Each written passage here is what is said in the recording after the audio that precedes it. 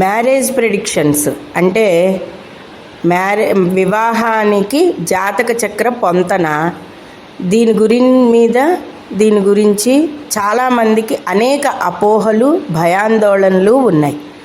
అసలు మ్యారేజ్ చేసే ముందు మీ పిల్లలకి మగైనా ఆడైనా అసలు జ్యోతిష్కుడిని ఏమని అడగాలి, ఎలా సంప్రదించాలి, ఎప్పుడు మంచి రోజు చూసుకుని వెళ్ళాలి, ముందు ఇంట్లో వారందరూ కూడా మంచి రోజున మాట చేసుకుని వాళ్ళు తర్వాత ఈ జ్యోతిష్యుల దగ్గరికి వెళ్ళి మేము ఇలా మ్యారేజ్ చేయదలుచుకున్నాము, మా పిల్లలకి ఎప్పుడు మొదలు పెట్టాలి, ఏ నక్షత్రాలు కుదురుతాయి, ఇవన్నీ అడగాలి. ఆపై జాతక చక్ర పరిశీలనలో ఎన్నో ఉంటాయి.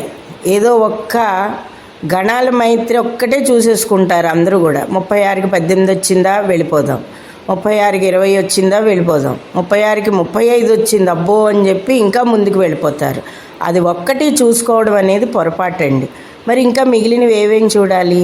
ఈ విషయాలన్నీ వినడానికి మీరందరూ కూడా రేపు మధ్యాహ్నం 4 గంటలకు లైవ్కి వచ్చేసారంటే అన్ని వివరాలు మీకు చక్రంతో సహా మీకు చూపిస్తూ మీకు ఏవేమి అడగాలి జ్యోతిష్యుల్ని, వివాహ వ్యవస్థ పటిష్టం చేయడానికి అందరు పెద్దవాళ్ళు కూడా నడుం బిగించండి అమ్మ.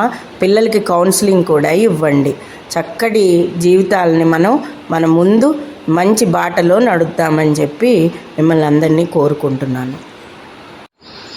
మరిన్ని అప్డేట్స్ కొరకు మా స్కందాగ్రజ ఛానల్ని సబ్స్క్రైబ్ చేయండి, లైక్ చేయండి, షేర్ చేయండి.